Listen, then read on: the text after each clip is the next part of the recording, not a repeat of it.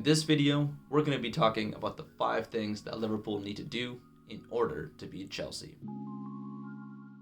Hey guys, it's Tarek. Welcome back to Voracious Reds. If you haven't already liked or subscribed to my channel, please do so. I'd really appreciate it. Stick around to the end where I'm going to reveal my starting 11 as well as my X factor for this game. Number 1. Liverpool like to play long diagonal balls, and if they're able to do so in this game, they will be successful, I'm sure of it. So whether it comes from Trent, Virgil, or hopefully Robbo, who I'm hoping is fit for this game as he's coming back from an injury, Liverpool like to play long diagonal balls in order to create an expansive field. So what does this do? When Liverpool play those balls, what they're trying to do is isolate either Sadio Mane on the left or Mo Salah on the right. Now Liverpool believe that if they give the ball to either one of these two players, that essentially their speed can break down teams. And so essentially what happens with that is that if Liverpool are able to break down the wing, it takes the defense out of their natural position, shall we say, and creates more goal scoring opportunities. So if I was Chelsea, the thing I'd probably want to really look at is shutting down Trent, Virgil, and Robbo. The second thing that needs to happen is that Liverpool need to shut down Mason Mount and Kai Havertz. Now, I've said Kai Havertz there, and easily it could be Timo Werner, but based on the way that Chelsea have played their opening 2 games, I'm going to be assuming that it's Kai Havertz. So, why do Liverpool need to break these 2 guys down? Why? Why is it so important that they stop these guys from playing their game? So, Kai Havertz and Mason Mount are what we would call exceptional playmakers. And it is their balls, right, that are going to be lethal in breaking down Liverpool's defense. So, they like to play balls between the defenders, which basically allows their prolific striker, Romelu Lukaku, to get on the end of the balls or to receive it basically and hold up play. So if you don't already know, Lukaku was just signed from Inter Milan and he made his debut against Arsenal, scoring a goal and also hitting the crossbar. Now, Lukaku has developed over the years and therefore his play has obviously gotten better. So he'll either do one of 2 things. They're either going to give Lukaku a ball that he can run onto, or they're going to give Lukaku the ball with his back facing towards goal. What this will do, it will allow essentially the play to stop and for Lukaku to attract the defenders for Liverpool. And then basically Chelsea will make runs in and around and they'll try and catch the Liverpool's defense off guard. So if I'm Liverpool, we really need to block Kai Havertz or Mason Mount. Actually, we need to block both because that is their focal point of attack. A lot of people will say Romelu Lukaku is, and I mean, I agree, but to some extent. Romelu Lukaku is only as good as the balls that are given to him. So if we're able to block out Mason Mount and Kai Havertz, we stand a chance. The third thing that Liverpool need is Fabinho. Now, unfortunately, he was unavailable to play last game due to the passing of his father, but I do believe that he will be in the starting lineup come Saturday. So, why Fabinho? In my opinion, Fabinho is the best defensive midfielder in the world, and whenever he plays for Liverpool, you can see that the team play far, far better with him. He is exceptional at what he does. He reads plays. He essentially blocks down passing lanes. He's the lighthouse of the team, as Pep Linders says. So, I've heard a lot recently about the battle of Virgil versus Lukaku. Personally, I don't think that that's the main battle. I think that's the main battle if Fabinho is unable to stop the balls from getting to Lukaku. The way I think about it, I think the midfielders of Liverpool, like I said in point 2, will have to shut down Havertz and Mount. And I think that Fabinho in the defensive midfield role will be the one to block the passing lanes to Lukaku. It is only if the ball gets by Fabinho that I do think that it'll create a one-on-one situation between Virgil and Lukaku. The fourth thing that needs to happen is that Mo Salah has to have a worldie. Need I say more? He has started the season impressively with a goal against Norwich and was super unlucky to have a disallowed goal against Burnley.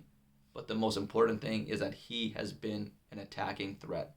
And even if he doesn't score, if he is able to take Alonso, I'm assuming Alonso's going to play, and Rudiger away from their natural positions, it will create space for a Jota or a Firmino or a Mane to have great goal-scoring opportunities. So if Mo Salah has a worldie, I think Liverpool have a fantastic chance to beat Chelsea. The fifth thing is that either Jota or Firmino need to create separation from the central center back. So Chelsea likes to play 3 center backs at the back, and their central one, I believe, is going to be Christensen. Now, it could be Thiago Silva, but he hasn't featured so far this season, so I think Christensen is going to be the one to be the central center back. Now, I guess the debate comes into whether Jota or Firmino will play, but whoever it is, they will need to do a good job in order to create separation from Christensen or Thiago Silva in order to finish the balls that I believe that Mane, that Salah will be able to provide. Because I think that with the long balls coming from Trent or Robbo or Virgil, Mane or Salah will be isolated on the wings, and they will really need Firmino or Jota to peel off that central center back in order to create a great goal scoring opportunity. So those are the 5 things that I feel need to happen. As I promised earlier in this video, I'm going to reveal my starting 11. So in goal, I think will be Alisson. No brainer. And then starting at right back, I'm going to say Trent Alexander-Arnold. Beside him will be Joel Matip. On the left center back pairing will be none other than Virgil van Dijk. And then starting at left back will be Andy Robertson. I think he will start. I know Kostas Tsimikas has been unbelievable so far, but hey man, it's Chelsea and Robbo's healthy. Starting in defensive mid is going to be Fabinho. I said he was the third reason for Liverpool, and so he's starting 100%. Then what I'm going to say is that Jordan Henderson is going to start on the right side of midfield. Now, obviously, he's our captain, he's our influential leader, and there is no mistaking how important he is in getting this Liverpool team going. So he's going to start. On the left side of midfield will be Naby Keita. Now, I know Harvey Elliott had a great game last game against Burnley. I know Thiago is also another one who could start in midfield, but given his lack of play time to start, and with Naby doing so well against Norwich and Burnley, I think Naby starts. Now, up front, I think the easy ones are to say that Mo Salah is going to start on the right, Sadio Mane is going to start on the left. But who's going to start centrally? I think Jota has an impressive start to the season, scoring 2 goals in 2 games, while we have Firmino, who scored against Norwich as well and was pretty decent against Burnley, but wasn't really needed because I think the game was pretty much done at that point. Now, I've heard a lot about Firmino kind of stepping back because that's Klopp's, I guess, natural desire to have Firmino play up top as opposed to Jota, and can't really argue with that. I think either way, we're gonna have a good central striker, or I guess a false 9 as Firmino plays it. But I do think that surprisingly, I do think that Jota will start. It's just kind of hard for me to say that I'm going to drop someone who scored 2 goals in 2 games. I do think that he's played his way into the starting 11, and I think it doesn't hurt, obviously, to have Firmino on the bench. And so if the game is stale or if things aren't going according to plan, I'm trusting Klopp to make that decision and switch them if need be. Now, the last thing I was going to talk about is my X factor of the game. I wonder, who do you guys think is my X factor for this game based on what I've talked about?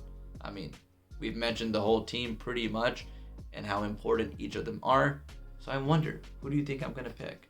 But my X factor is going to be none other than Fabinho. I do think that in this team, especially for this game, he's going to be the most important person on the field. If he is able to stop the ball from eventually getting to Lukaku and not creating a situation where it's Virgil versus Lukaku, I think that is going to be imperative for us, because the reality is that Virgil is not 100% fit and Lukaku will be targeting him, I'm sure of it.